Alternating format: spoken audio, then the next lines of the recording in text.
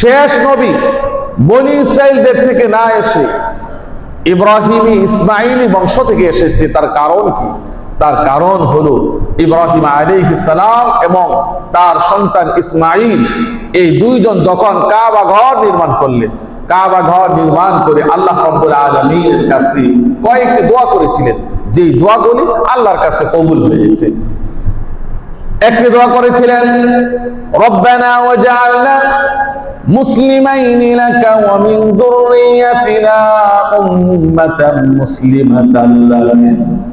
হে আল্লাহ, তুমি আমাদেরকে তোমার অনুগত বান্দা বানিয়ে দাও, আর আমাদের বংশ থেকেও তোমার অনুগত একটি উম্মত দল তুমি বানিয়ে দিও।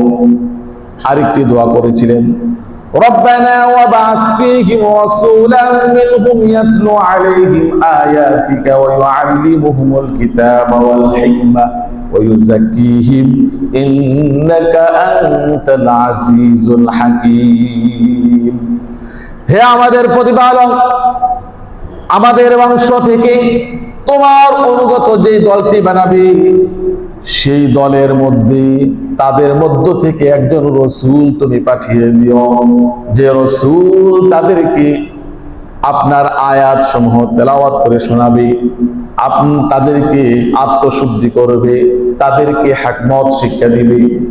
তাদের এই দোয়া আল্লাহ রাব্বুল আলামিনের কাছে কবুল হয়ে গেছে, যার ফলশ্রুতিতে আল্লাহ রাব্বুল আলামিন শেষ নবীকে ইব্রাহিম ইসমাইল বংশের মধ্যে পাঠিয়ে দিয়েছে।